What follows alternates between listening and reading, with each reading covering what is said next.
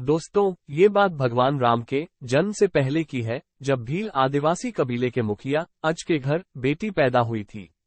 उसका एक नाम श्रमना और दूसरा नाम शबरी रखा गया था। शबरी की मां इंदुमती सबरी को खूब प्यार करती थी। बचपन से ही शबरी पशु पक्षियों की भाषा समझकर उनसे बातें करती थी, और जब सबरी की मां उसे देखती तो कुछ समझ नहीं पाती थी। कुछ समय बाद एक सन्यासी ने शबरी के परिवार को बताया कि वो आगे चलकर सन्यासी बन सकती है। इस बात का पता चलते ही शबरी के पिता ने उसका रिश्ता तय कर दिया। जैसे ही शादी का दिन नजदीक आया, शबरी के घर वालों ने खूब सारी बकरियां और अन्य जानवर घर के पास लाकर बांध दिए। एक दिन शबरी की माता जब शबरी की बाल बना रही थी, तो उसने मां से पूछा, इतने सारे जानवर हमारे घर क्यों लाए गए हैं?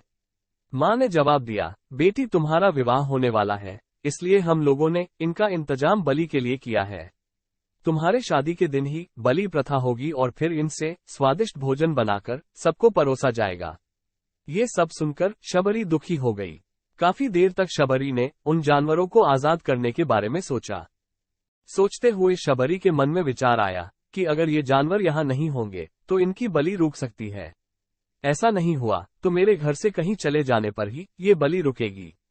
जब मैं ही नहीं रहूंगी तब न विवाह होगा और न ही बलि प्रथा, इससे मासूम जानवर बच जाएंगे। इसी सोच के साथ जानवरों को रखी गई जगह पर सबरी पहुंची। उसने सोचा कि उन्हें खोल देती हूं, लेकिन वो ऐसा नहीं कर पाए। उसके बाद शबरी जंगल की तरफ भागने लगी। भागते भागते शबरी ऋषिमुख पर्वत पहुंच गई। वहां करीब 10,000 ऋषि रहा करते थे। शबरी को लगा कि वो भी इसी जंगल में किसी तरह ऋषि मुनियों की सेवा करके अपना जीवन जी लेगी। वो चुपचाप उसी जंगल में एक हिस्से में किसी तरह से रहने लगी। शबरी रोजाना ऋषि मुनियों की झोपड़ी के आगे झाड़ू लगाती और हवन के लिए लकड़ियां भी लाकर रख देती। ऋषि मुनियों को समझ नहीं आ रहा था कि जंगल में उनके काम अपने आप कैसे हो रहे हैं। एक दिन शबरी को किसी ऋषि ने देख लिया। उसे देखते ही उसका परिचय पूछा। जैसे ही शबरी ने बताया कि वो भील आदिवासी परिवार से संबंध रखती है, तो उसे ऋषियों ने खूब डांट लगाए। शबरी को इस बात का बिल्कुल भी पता नहीं था कि उसकी जाति छोटी है और उसे ऋषियों द्वारा जाति की वजह से अपमान सहन करना पड़ेगा। ये सब होने के बाद भी शबरी हर ऋषि मुनि के दरवाजे पर पहुंचती और उनके आंगन में झाड़ू लगाकर उनसे गुरु दीक्षा मांगती। हर कोई शबरी को उसकी जाति की वजह से अपने आश्रम से भगा देता था। ऐसा होते होते काफी समय बीत गया। उसके बाद शबरी मतंग ऋषि की कुटिया में पहुंची। वहां पहुंचकर मतंग ऋषि को सबरी ने बताया कि वो उनसे गुरु दीक्षा लेना चाहती है। उन्होंने खुशी खुशी उसे अपने गुरुकुल में रहने दिया और भगवान से जुड़ा ज्ञान देने लगे। शबरी ने भी अपने गुरु मतंग ऋषि की सेवा करने में कोई कसर नहीं छोड़ी। वो गुरुकुल के भी सारे काम करती थी। शबरी से खुश होकर मतंग ऋषि ने उसे बेटी मान लिया था। समय के साथ मतंग ऋषि का शरीर बूढ़ा हो गया। उन्होंने एक दिन शबरी को अपने पास बुलाया और कहा, बेटी मैं अपना देह त्यागना चाह रहा हूँ। बहुत साल हो गए इस शरीर में रहते रहते। शबरी ने दुखी मन से कहा, आपके ही सहारे मैं इस जंगल में रह पाई हूँ। आप ही चले जाएंगे तो मैं जीकर क्या करूँगी? आप अपने संग मुझे भी ले जाइए, मैं भी देह त्याग दूंगी।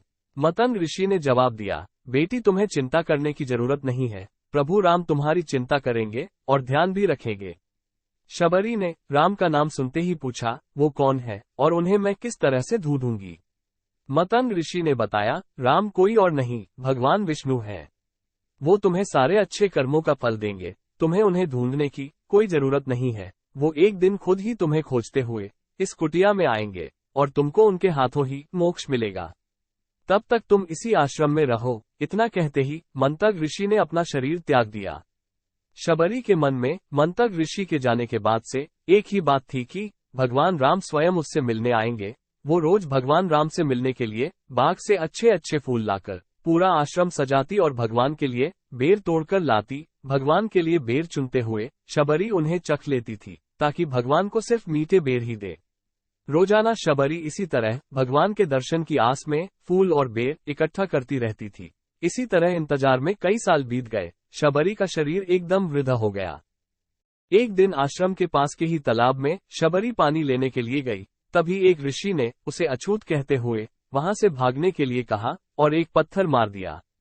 वो पत्थर जब शबरी को लगा तो उसे चोट लगी और खून बहने लगा। बहते हुए खून की एक बूंद उसी तालाब के पानी में गिर गई। तभी पूरा तालाब का पानी खून में बदल गया।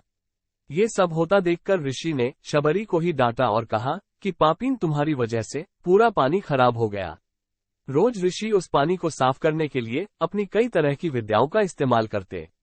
कई सारे जतन करने के बाद भी कुछ नहीं हुआ। फिर उन्होंने गंगा जैसी कई पवित्र नदियों का जल भी उस तालाब में डाला, फिर भी तालाब का पानी साफ नहीं हो पाया और वो खून जैसा लाल ही रहा।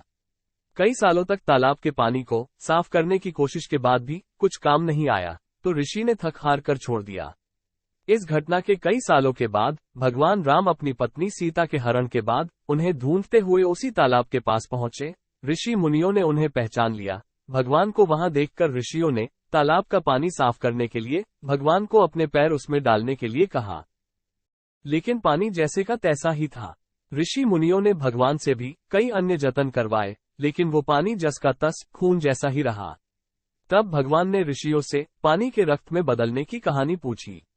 तब ऋषि ने शबरी को पत्थर मारने वाली सारी बात बता दी। उसके बाद कहा कि वो महिला ही अपवित्र है, छोटी जात की है, इसलिए ये सब हुआ है। तब भगवान राम ने कहा, ये सब आप लोगों के खराब शब्दों से हुआ है। शबरी को इस तरह के शब्द बोलकर आप लोगों ने उसे नहीं बल्कि मेरे दिल को घायल किया है। इसी घायल दिल के रक्त का प्रतीक ये तालाब का लाल पानी है। आगे भगवान राम बोले, कहाँ है वो माई, मैं उनसे मिलना चाहता हूँ। तब तक शबरी उसी तालाब के पास पहुंच जाती है। इस दौरान शबरी के पैर को ठोकर लगती है और कुछ धूल उस तालाब में गिर जाती है। तभी सारा पानी साफ हो जाता है। भगवान सबसे कहते हैं कि देखिए, आप लोगों ने क्या कुछ नहीं किया, लेकिन पानी साफ नहीं हो पाया। अभी सिर्फ इनके पैर की थोड़ी सी धूल ने ही तालाब का पानी साफ कर दिया। भगवान राम को शबरी पहचान चुकी थी। उन्हें प्रणाम करके शबरी ने कहा, भगवान आप मेरे साथ कुटिया में चलिए। भगवान भी खुशी खुशी शबरी के साथ चल पड़े। फूलों से शबरी ने भगवान राम का स्वागत किया। वो सीधे बेर तोड़ने के लिए बाग में गई और चक चक कर उनके लिए बेर तोड़कर लाई। उन्होंने बड़े ही प्यार से भगवान राम और उनके भाई लक्ष्मण को बेर दिए। भगवान राम ने भी उतने ही प्यार से उन बेरों को खाना शुरू किया। तभी बेर को देखकर मुंह बनाते हुए लक्ष्मण ने कहा, भैया ये बेर तो जूठे हैं, इन्हें आप कैसे खा सकते हैं? राम ने जवाब दिया, लक्ष्मण ये जूठे नहीं बल्कि बहुत मीठे हैं। शबरी माई हमारे लिए इन्हें बहुत प्यार से तोड़कर लाई है। इतना कहकर भगवान राम प्यार से उन बेर को खाने लगे। भगवान ने जाते हुए शबरी माई से कहा, आप मुझसे जो चाहें वो मांग सकती हैं। शबरी ने उन्हें कहा, मतंग ऋषि के कहने पर मैं आज तक सिर्फ आपके दर्शन करने के लिए जी रही थी। अब आप मुझे मोक्ष प्रदान कीजिए, मैं अपना शरीर आपके सामने ही त्यागूंगी। उसी वक्त शबरी ने अपना शरीर त्याग दिया। भगवान राम ने अपने हाथों से उनका अंतिम संस्कार किया और सीता मां की खोज में आगे बढ़ गए। इस तरह से ऋषि मतंग की बात सच साबित हुई और शबरी को भगवान राम के दर्शन भी हुए। तभी से भगवान राम को शबरी के राम भी कहा जाने लगा। कहानी यह सीख देती है दोस्तों कि सच्ची श्रद्धा हो तो भगवान के दर्शन जरूर होते हैं। दोस्तों, ये माता शबरी की कहानी आपको पसंद आए तो प्लीज इस वीडियो को लाइक करके चैनल को सब्सक्राइब जरूर करें। धन्यवाद।